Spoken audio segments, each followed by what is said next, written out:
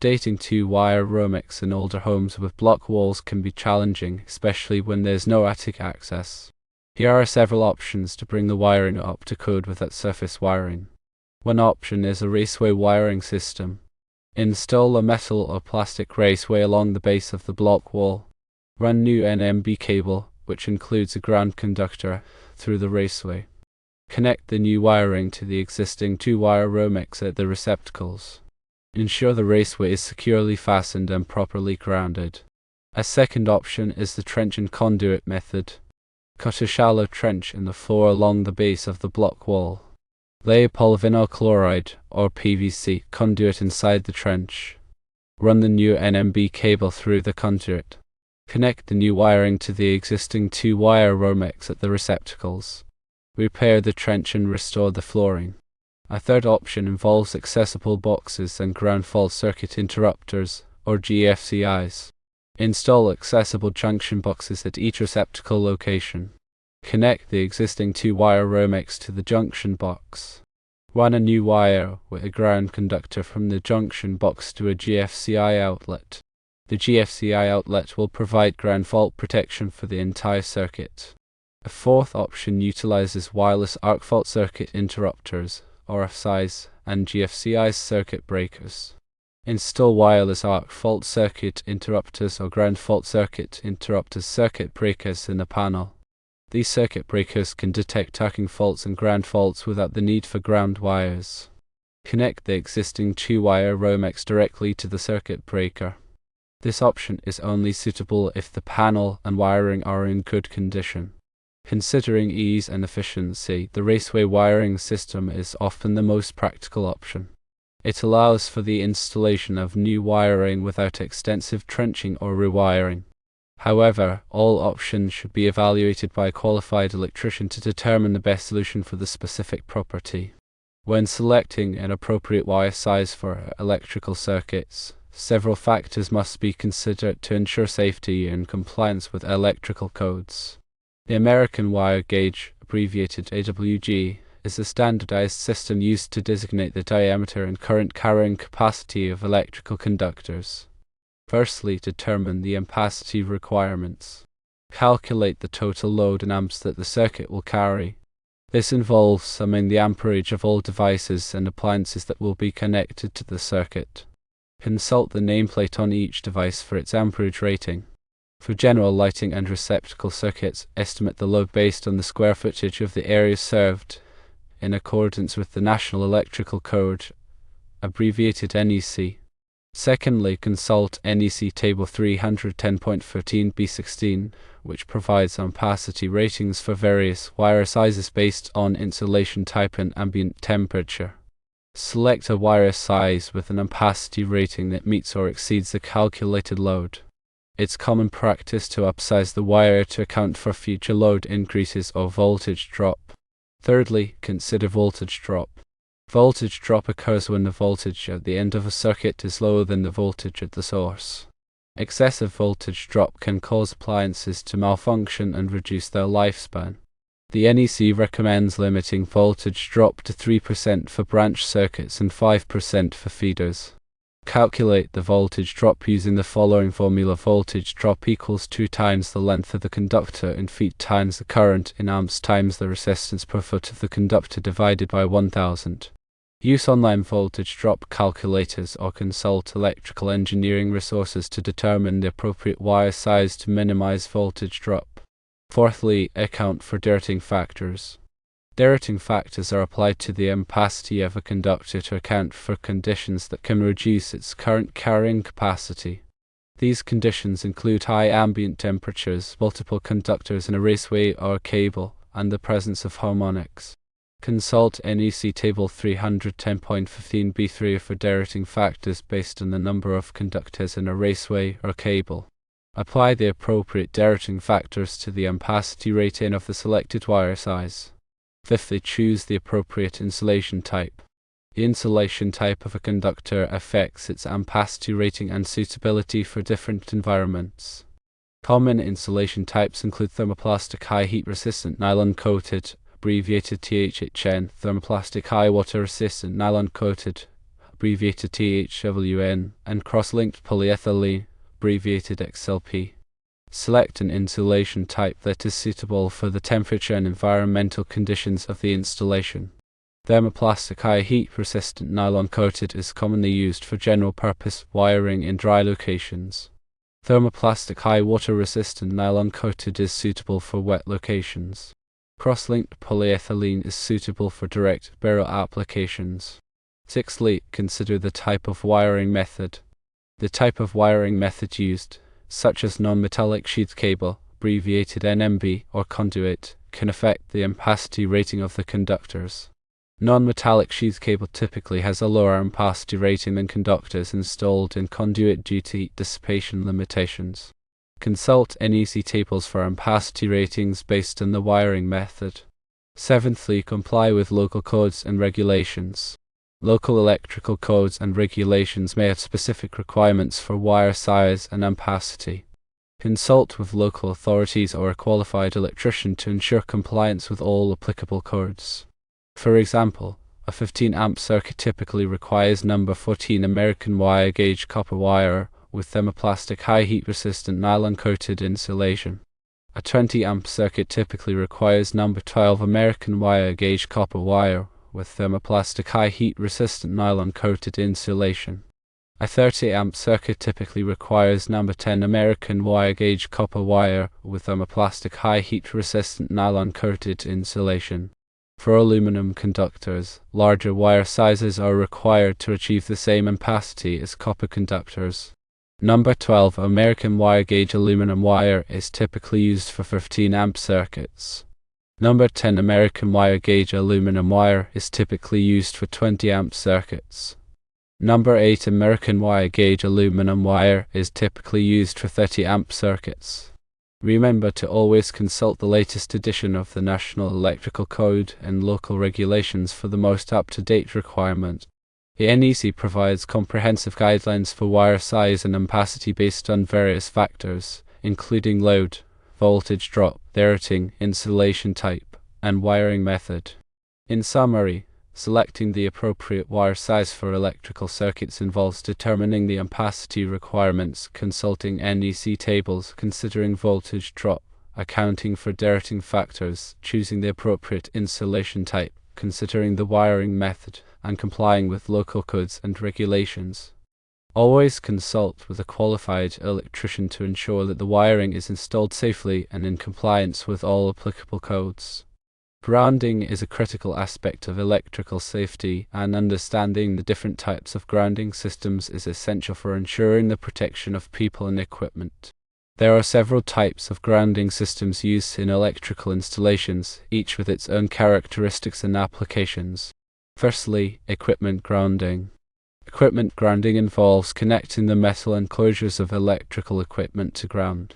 This is typically achieved by bonding the metal enclosure to a grounding conductor, which is then connected to the grounding electrode system. The purpose of equipment grounding is to provide a low impedance path for fault current to flow back to the source, which will cause the overcurrent protection device, such as a circuit breaker or fuse, to trip and to energize the circuit. Equipment grounding helps to prevent electric shock hazards by ensuring that the metal enclosures of electrical equipment are at or near ground potential. Secondly, system grounding. System grounding involves grounding the neutral point of an electrical system, such as the neutral conductor in a single-phase or three-phase system. System grounding provides a reference point for the voltage in the system, which helps to stabilize the voltage and reduce the risk of overvoltages. System grounding also helps to facilitate the operation of overcurrent protection devices by providing a path for fault current to flow back to the source. System grounding is typically achieved by connecting the neutral conductor to the grounding electrode system at the service entrance. Thirdly, grounding electrode system. The grounding electrode system is a network of interconnected grounding electrodes that are used to establish a connection to the earth. The grounding electrode system typically consists of one or more grounding electrodes, such as ground rods, ground plates, or metal underground water pipes that are buried in the earth. The grounding electrode system provides a low impedance path for fault current to flow into the earth, which helps to dissipate the fault current and reduce the risk of electric shock hazards. The grounding electrode system must meet the requirements of the National Electrical Code, abbreviated NEC, and local codes. Fourthly, bonding. Bonding involves connecting together all metal parts that are likely to become energized during a fault. This includes metal conduits, metal enclosures, metal water pipes, and other metal components. Bonding helps to create a low impedance path for fault current to flow back to the source, which will cause the overcurrent protection device to trip and de-energize the circuit. Bonding also helps to minimize voltage differences between metal parts, which reduces the risk of electric shock hazards. Fifthly, ground fault circuit interrupters, abbreviated GFCIs. Ground fault circuit interrupters are devices that are designed to protect people from electric shock hazards. Ground fault circuit interrupters work by monitoring the current flowing in the hot and neutral conductors of a circuit. If there is a difference in current between the hot and neutral conductors, it indicates that current is leaking to ground, which could be due to a fault. When a ground fault is detected, the ground fault circuit interrupter quickly trips the circuit, cutting off the flow of electricity and preventing electric shock hazards. Ground fault circuit interrupters are typically required in areas where there is a high risk of electric shock, such as bathrooms, kitchens, and outdoor locations. Sixthly, arc fault circuit interrupters, abbreviated AFCIs. Arc fault circuit interrupters are devices that are designed to protect against electrical fires. Arc fault circuit interrupters work by monitoring the current flowing in a circuit for the characteristics of an arc fault. Arc faults are dangerous electrical faults that can occur when there is a breakdown in the insulation of a wire or other electrical component. Arc faults can generate high temperatures that can ignite nearby materials, leading to a fire. When an arc fault is detected, the arc fault circuit interrupter quickly trips the circuit, cutting off the flow of electricity and preventing a fire. Arc fault circuit interrupters are typically required in bedrooms and other areas where people sleep. Seventhly, isolated ground systems. Isolated ground systems are used in sensitive electronic equipment installations to minimize electrical noise and interference. In an isolated ground system, the grounding conductor for the equipment is isolated from the building's main grounding system. This helps to prevent ground loops and other sources of electrical noise from interfering with the operation of the equipment. Isolated ground systems are typically used in hospitals, laboratories, and other facilities where sensitive electronic equipment is used. Eighthly, ungrounded systems. Ungrounded systems are electrical systems that do not have a direct connection to ground. Ungrounded systems are typically used in industrial applications where continuity of service is critical. In an ungrounded system, a single ground fault will not cause the overcurrent protection device to trip, which allows the system to continue operating. However, a second ground fault on a different phase will cause the overcurrent protection device to trip, so it is important to locate and correct ground faults as soon as they occur. In summary, there are several types of grounding systems used in electrical installations, each with its own characteristics and applications. These include equipment grounding, system grounding, grounding electrode systems, bonding, ground fault circuit interrupters, arc fault circuit interrupters, isolated ground systems, and ungrounded systems. Understanding the different types of grounding systems is essential for ensuring the safety and reliability of electrical installations. Always consult with a qualified electrician to ensure that the grounding system is installed correctly and in compliance with all applicable codes. The National Electrical Code, abbreviated NEC, is a widely adopted standard for the safe installation of electrical wiring and equipment in the United States. It is published by the National Fire Protection Association, abbreviated NFPA, and is updated every 3 years. The NEC provides comprehensive guidelines for all aspects of electrical installations, including wiring methods, overcurrent protection, grounding, and equipment installation. Firstly, scope and purpose.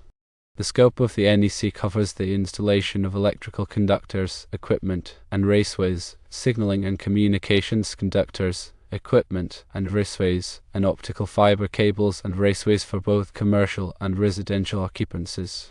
The purpose of the NEC is to safeguard persons and property from hazards arising from the use of electricity.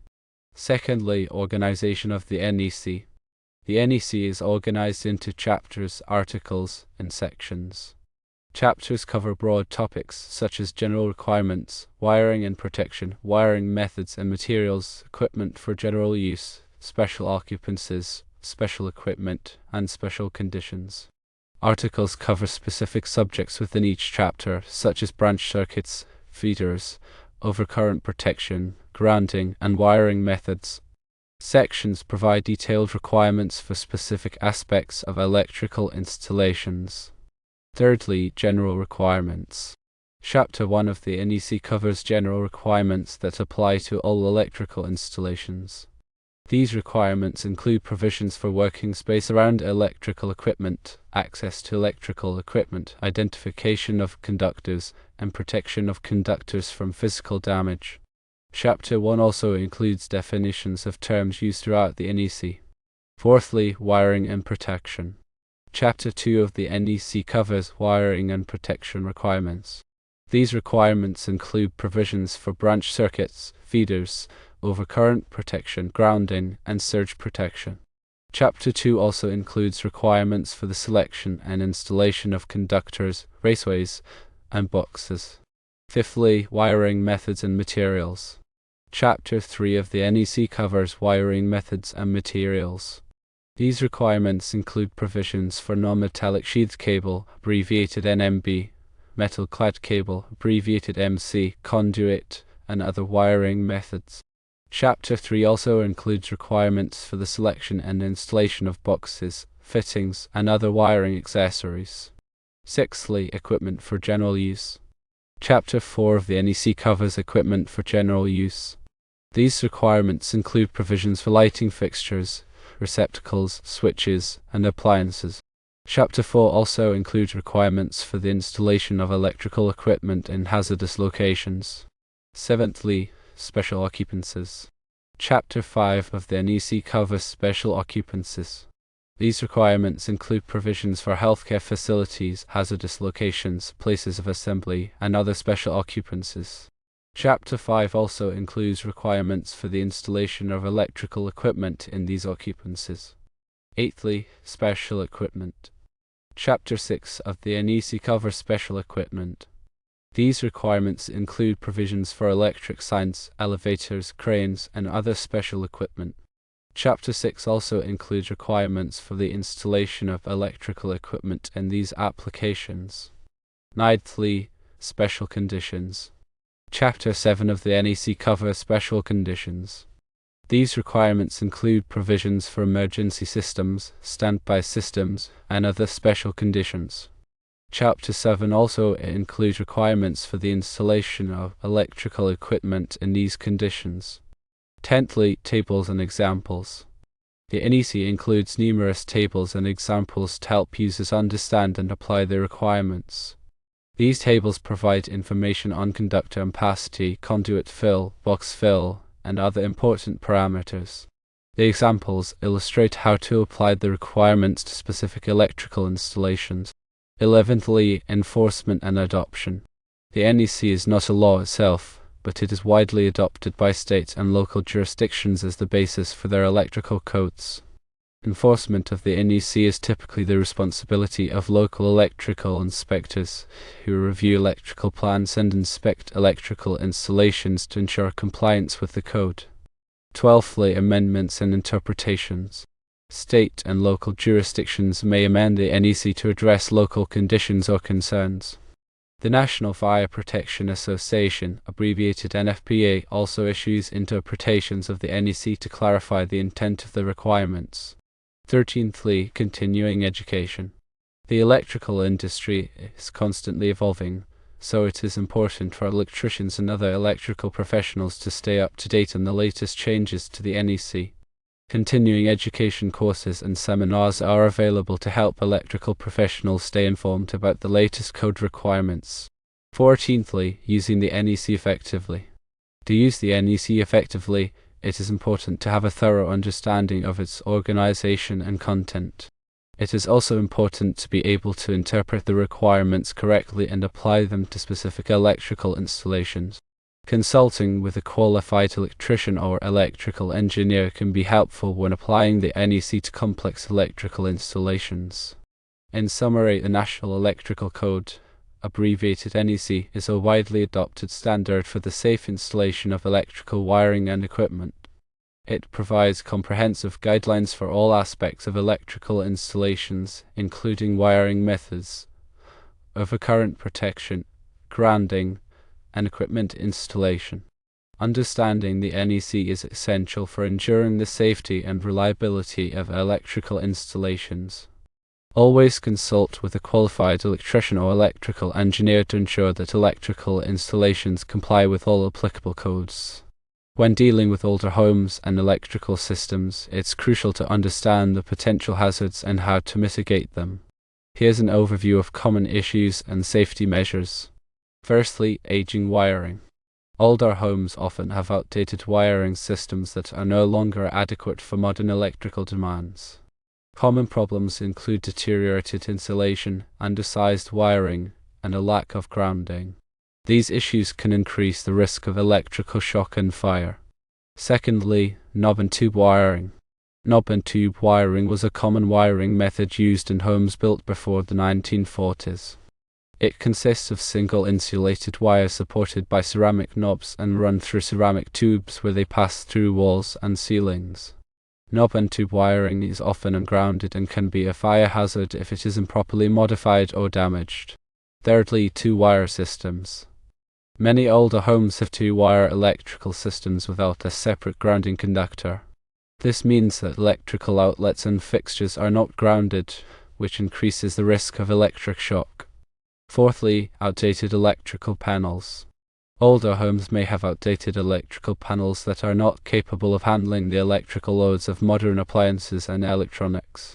These panels may also have insufficient overcurrent protection, which can increase the risk of electrical fires. Fifthly, aluminum wiring. Aluminum wiring was used in some homes built in the 1960s and 1970s as a cheaper alternative to copper wiring. Aluminum wiring is more prone to corrosion and can loosen at connections, which can create a fire hazard. Sixthly, overloaded circuits. Overloading circuits is a common problem in older homes due to the increased use of electrical appliances and electronics. Overloaded circuits can cause circuit breakers to trip frequently and can increase the risk of electrical fires. Seventhly, lack of ground fault circuit interrupters, abbreviated GFCIs. Ground fault circuit interrupters are designed to protect people from electric shock hazards. Older homes may not have ground fault circuit interrupters installed in areas where they are required, such as bathrooms, kitchens, and outdoor locations. Eighthly, damaged or frayed wiring. Damaged or frayed wiring can create a fire hazard and increase the risk of electrical shock. Wiring can become damaged due to age, physical damage, or pest infestations. Ninthly, improper modifications. Improper electrical modifications, such as DIY wiring repairs or unpermitted electrical work, can create serious safety hazards. It is important to hire a qualified electrician for all electrical work. Tenthly, safety measures. There are several safety measures that can be taken to mitigate the hazards of older electrical systems. These include having a qualified electrician inspect the electrical system, replacing outdated wiring, upgrading the electrical panel, installing ground fault circuit interrupters and arc fault circuit interrupters, abbreviated AFCIs, and avoiding overloading circuits. 11thly, electrical inspections. Regular electrical inspections can help to identify potential hazards and ensure that the electrical system is safe and up to code. Electrical inspections should be performed by a qualified electrician. 12thly, wiring replacement. Replacing outdated wiring can significantly improve the safety and reliability of the electrical system. Wiring replacement may involve replacing knob and tube wiring, two-wire systems, or aluminum wiring with modern copper wiring.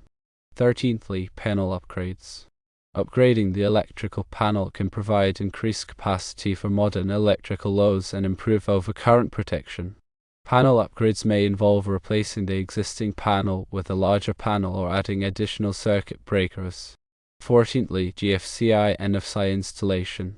Installing ground fault circuit interrupters and arc fault circuit interrupters can provide additional protection against electric shock and electrical fires.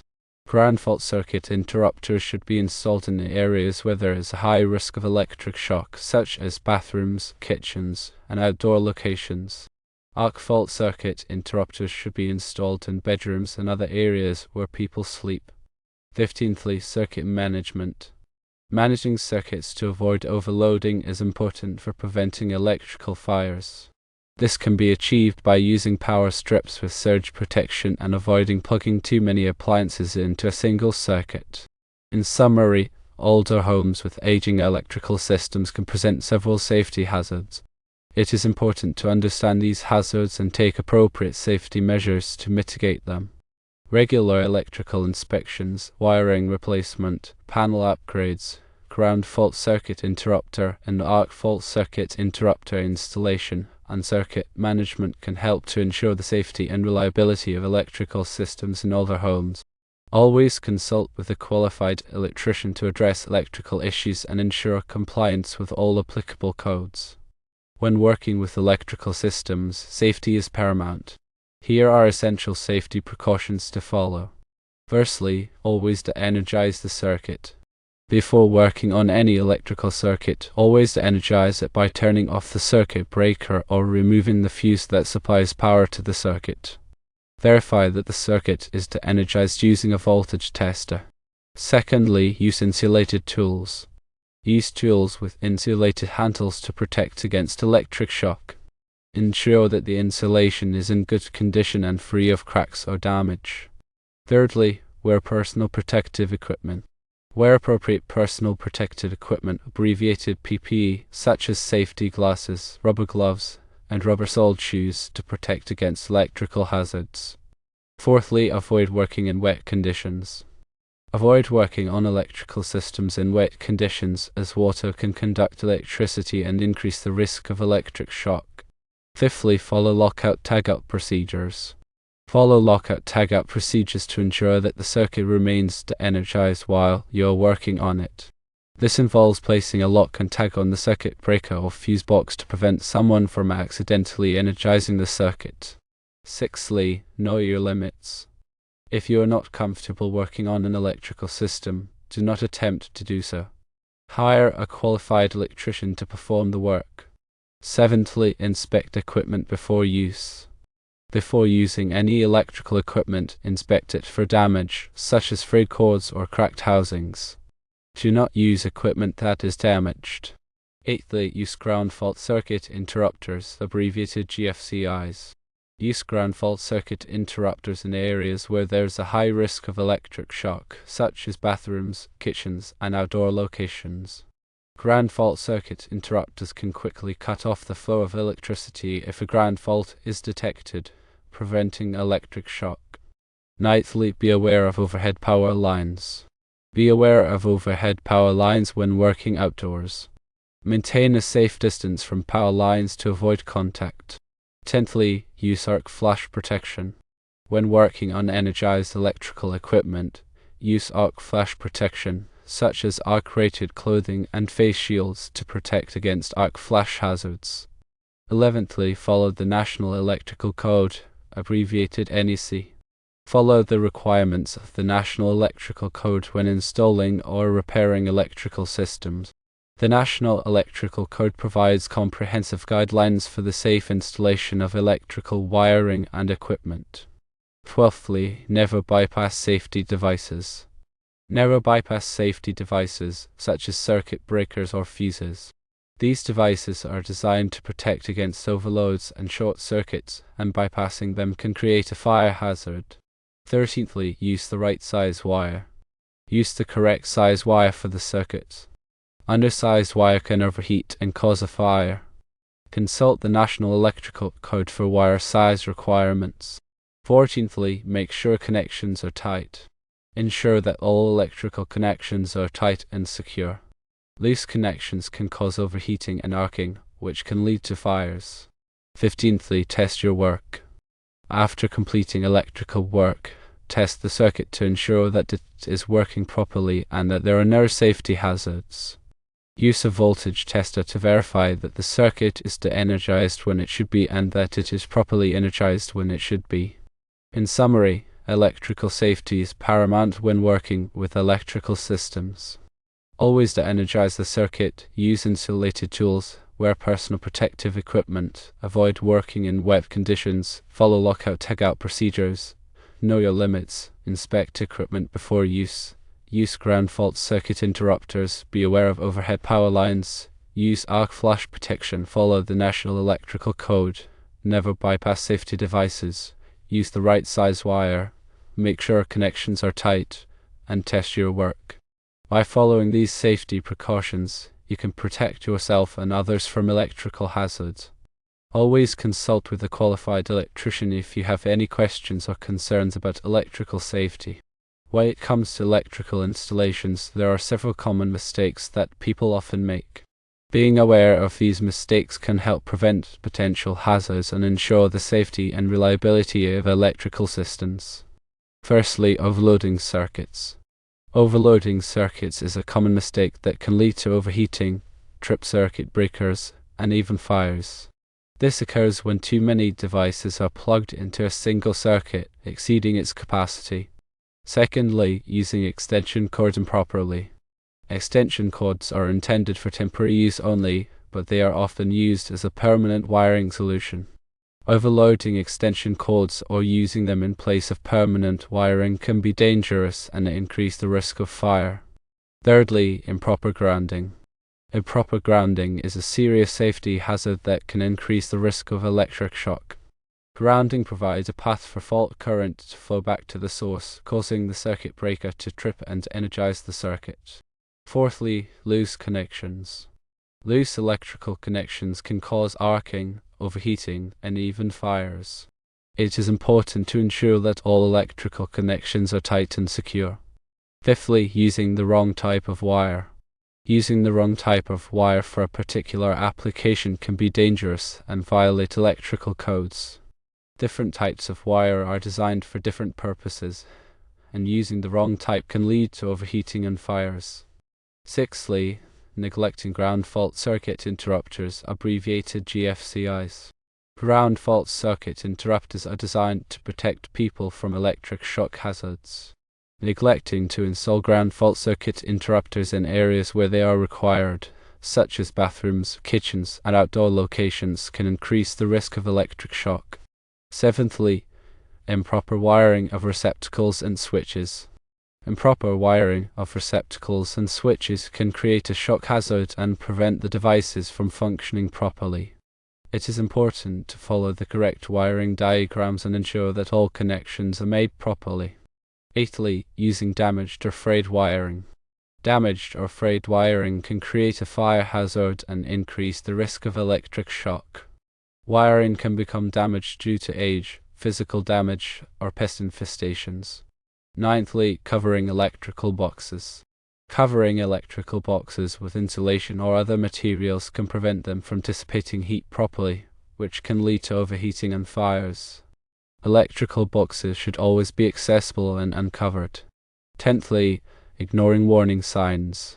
Ignoring warning signs such as flickering lights, frequently tripping circuit breakers, or burning smells can lead to more serious problems. These signs indicate that there is a problem with the electrical system that needs to be addressed. 11thly, performing DIY electrical work without proper knowledge. Performing do-it-yourself electrical work without proper knowledge and training can be dangerous and violate electrical codes. Electrical work should always be performed by a qualified electrician. 12thly, neglecting permits and inspections. Neglecting to obtain necessary permits and inspections for electrical work can result in fines and safety hazards. Permits and inspections ensure that electrical work is performed safely and in compliance with codes. 13thly, using aluminum wiring without proper connectors. Aluminum wiring requires special connectors that are designed to prevent corrosion and loosening. Using improper connectors with aluminum wiring can lead to overheating and fires. 14thly, overcrowding electrical boxes. Overcrowding electrical boxes with too many wires can make it difficult to make proper connections and can prevent the box from dissipating heat properly. Electrical boxes should be sized appropriately for the number of wires they contain. 15thly, neglecting arc fault circuit interrupters, abbreviated AFCIs. Arc fault circuit interrupters are designed to protect against electrical fires caused by arcing faults.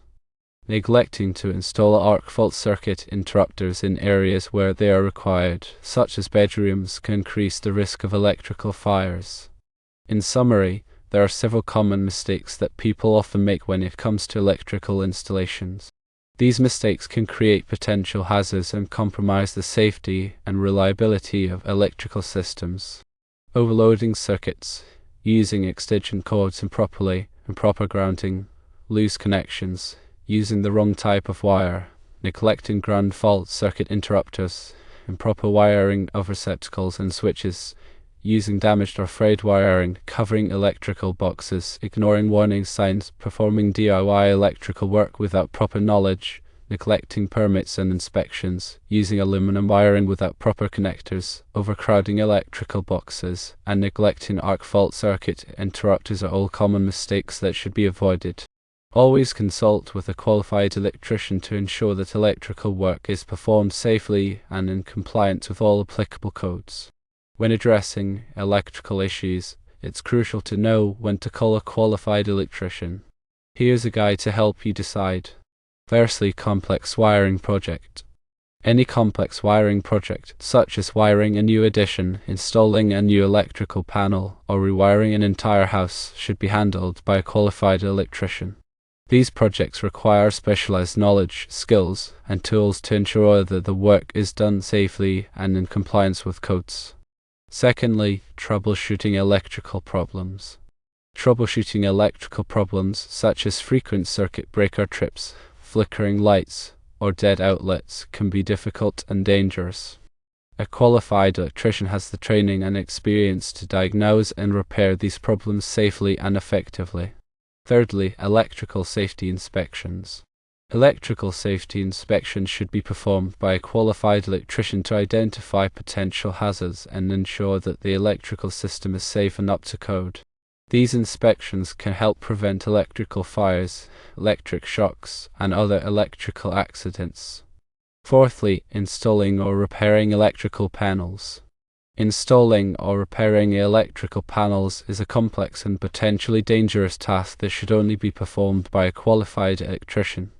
Electrical panels contain high-voltage components that can cause serious injury or death if mishandled. Fifthly, working with aluminum wiring.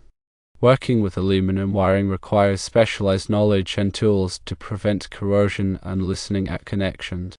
A qualified electrician can properly install and maintain aluminum wiring to ensure its safety and reliability.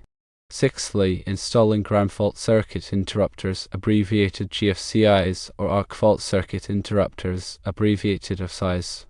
Installing ground fault circuit interrupters or arc fault circuit interrupters requires knowledge of electrical codes and proper wiring techniques. A qualified electrician can ensure that these devices are installed correctly and provide the intended protection. Seventhly, any electrical work that requires a permit. Any electrical work that requires a permit from the local building department should be performed by a qualified electrician. Obtaining permits ensures that the work is inspected and meets all applicable codes and standards. Eighthly, working in wet or damp locations. Working with electricity in wet or damp locations is extremely dangerous and should only be done by a qualified electrician who is trained to handle these conditions safely. Ninthly, working near power lines. Working near power lines is extremely dangerous and should only be done by qualified line workers who are trained to work safely around high voltage electricity. Tenthly, if you are not comfortable with the task. If you are not comfortable performing an electrical task, it is always best to call a qualified electrician. Electrical work can be dangerous, and it is not worth risking your safety to save a few dollars. 11thly, signs of electrical problems. If you notice any signs of electrical problems, such as burning smells, flickering lights, or sparking outlets, call a qualified electrician immediately. These problems can indicate a serious electrical hazard that needs to be addressed. 12thly, upgrading electrical service. Upgrading electrical service to increase capacity or improve safety should be done by a qualified electrician. This work involves modifying the electrical panel, wiring, and grounding system, and it requires specialized knowledge and skills. 13thly, installing a generator. Installing a generator requires knowledge of electrical codes and proper wiring techniques to ensure that the generator is connected safely and does not backfeed into the power grid. A qualified electrician can install a generator safely and in compliance with all applicable codes. 14thly, installing solar panels. Installing solar panels involves connecting to the electrical grid and requires specialized knowledge of solar power systems and electrical codes. A qualified electrician can install solar panels safely and efficiently. 15thly, anytime you are unsure. Anytime you are unsure about how to perform an electrical task safely, it is always best to call a qualified electrician. Electrical work can be dangerous, and it is not worth risking your safety to save a few dollars. In summary, there are many situations when it is necessary to call a qualified electrician. Complex wiring projects, troubleshooting electrical problems, electrical safety inspections, installing or repairing electrical panels, working with aluminum wiring, installing ground fault circuit interrupters or arc fault circuit interrupters, any electrical work that requires a permit, working in wet or damp locations, working near power lines if you are not comfortable with the task, signs of electrical problems, upgrading electrical service, installing a generator, installing solar panels, and any time you are unsure are all situations when you should call a qualified electrician. Always prioritize safety and consult with a professional when dealing with electrical issues.